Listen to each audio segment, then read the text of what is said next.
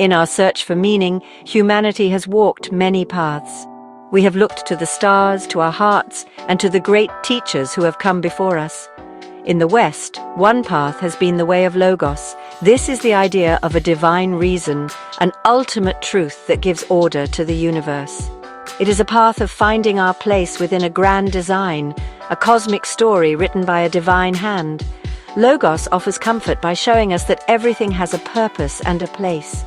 It helps us see the world as a book of wisdom, waiting to be read and understood.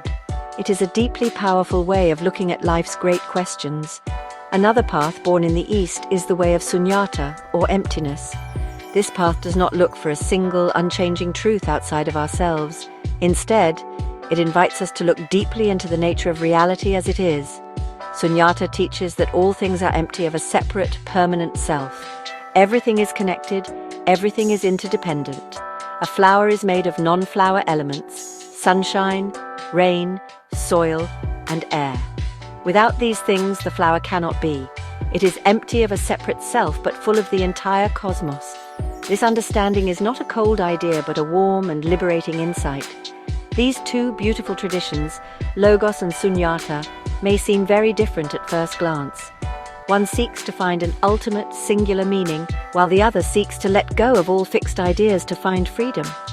Logos is like building a strong and beautiful house to live in, a structure that gives us shelter and a sense of order in a chaotic world. Sunyata is like realizing that we are not separate from the sky, the wind, and the earth, so we do not need a house to feel at home. We are already part of everything. Both paths are born from a deep desire to touch the ultimate reality and to ease our suffering. Understanding these two paths can help us appreciate the many ways people find peace. We do not have to choose one and reject the other. We can hold both in our hands and see their unique beauty. The path of Logos can give us a sense of direction and purpose, a clear star to follow in the night sky. The path of Sunyata can help us let go of our attachments and fears, allowing us to flow with life like a river. Each offers a profound medicine for the human heart. By exploring both, we can cultivate a deeper wisdom and a more inclusive compassion for all beings on their own journeys. The idea of Logos began with the ancient Greek philosophers. They saw an intelligent order in the world, a logic or reason that governed everything from the movement of the planets to the growth of a tree. They called this underlying principle Logos. It was the source of all truth and knowledge. To live a good life, they believed, was to live in harmony with this universal reason. It was about aligning one's own small mind with the great mind of the cosmos. This quest for alignment became a cornerstone of Western thought, shaping its science, its ethics, and its spirituality for centuries to come. When Christianity emerged, its thinkers saw a beautiful connection between the Greek Logos and their own understanding of God. In the Gospel of John, Jesus is called the Word, which in Greek is Logos. The text says, "In the beginning was the Logos, and the Logos was with God, and the Logos was God." Here, Logos became more than just an impersonal principle of order. It became a living, breathing person, the divine reason made manifest in human form. This powerful idea shaped the very foundation of Christian theology, teaching that God is not a distant, unknowable force, but a loving intelligence who communicates with humanity. For many in the West, this understanding of Logos provides a deep sense of meaning and security. It suggests that our lives are part of a divine plan.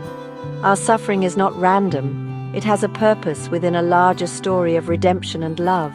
To realize Logos is to find one's true self in union with God, to participate in the divine life that flows through all of creation.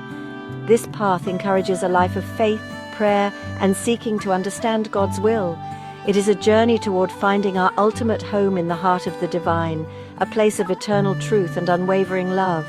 This concept of an ultimate truth, a single source of meaning, has deeply influenced Western culture. It has fueled great art, profound philosophy, and the quest for scientific laws that explain the universe. The idea that there is a right way, a true path, and a final answer is rooted in the tradition of Logos. It gives people a solid ground to stand on, a framework for making sense of a complex world. While it can sometimes lead to rigidity, it also offers a powerful and comforting vision of a universe that is fundamentally good, orderly, and filled with divine purpose. In the Mahayana Buddhist tradition, the teaching of Sunyata, or emptiness, is considered a profound insight. It is the key that unlocks the door to liberation. When we hear the word emptiness, we might think of nothingness or a void, something sad or nihilistic. But this is not the meaning of Sunyata at all. Sunyata simply means that everything is empty of a separate, independent, and permanent self. Nothing exists on its own. Everything is interconnected, made up of elements that are not itself. This is a very joyful and liberating truth, not a sorrowful one. To understand this, we can look at a piece of paper. If we look deeply, we can see the sunshine, the rain, and the clouds that nourish the tree from which this paper was made. We can see the logger who cut the tree and the truck driver who brought it to the mill. We can see the wheat that became the bread the logger ate for lunch. If we remove all these non-paper elements from the paper, there is no paper left. The paper is empty of a separate self, but it is full of the entire universe. This is the heart of the teaching of interbeing. The goal of realizing Sunyata is not to become nothing. It is to awaken to the true nature of reality. When we see that we are interconnected with everything, our sense of a small separate self begins to dissolve. With it, our fear, our anger, and our craving also begin to dissolve. We no longer feel isolated or alone because we see ourselves in everyone and everything. This deep seeing gives rise to great compassion, or karuna. We understand that what happens to another person also happens to us. Their joy is our joy, and their suffering is our suffering. Realizing emptiness brings a profound sense of peace and freedom. We are no longer attached to our ideas, our possessions, or even our own identity.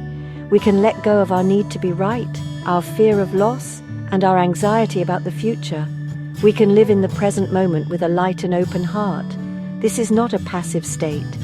It is an active and engaged way of being in the world, guided by wisdom and moved by compassion. It is the freedom of a cloud to become rain, of a wave to return to the ocean, of a human being to live without a heavy heart. In our busy modern lives, both Logos and Sunyata offer us precious gifts. The path of Logos can provide a strong anchor in a world that often feels chaotic and without direction. When we feel lost or overwhelmed, the idea that there is a greater meaning, a divine reason behind it all, can give us the strength to carry on. It can inspire us to live with integrity, purpose, and faith, believing that our actions matter in a grand cosmic narrative. For those who suffer, Logos offers the comfort that their pain is not meaningless, but part of a larger journey toward healing and grace. The path of Sunyata, on the other hand, offers us a way to find peace amidst the constant noise and pressure of modern life. It teaches us to let go of our stressful attachments to success, status, and material things. By understanding that everything is impermanent and interconnected, we can release our anxieties about controlling the future and our regrets about the past. Sunyata invites us to simply be present, to find joy in the simple miracle of being alive. It gives us a way to quiet our minds and touch a deep sense of calm that is not dependent on external conditions. There have been beautiful moments in history when these two streams of wisdom have met. Mystical thinkers from the Christian tradition, like Meister Eckhart, have spoken of a Godhead beyond all names and forms, a divine emptiness that sounds very similar to Sunyata. In recent decades, the dialogue between Buddhist teachers and Christian monastics, like the one between myself and Thomas Merton, has revealed a shared ground of contemplative experience. These conversations show that beyond the words and concepts, there is a common human quest for direct experience of the ultimate. Ultimately, Logos and Sunyata are not opposing truths, but different languages pointing toward the same moon. One describes the moon with beautiful poetry and logic. The other invites us to put down the book and simply look up at the sky. Both are valid and profound ways to navigate the great mystery of life.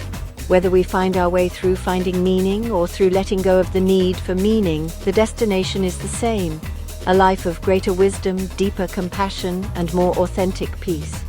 Both paths lead us home to our true nature and to a kinder way of being with ourselves and with the world.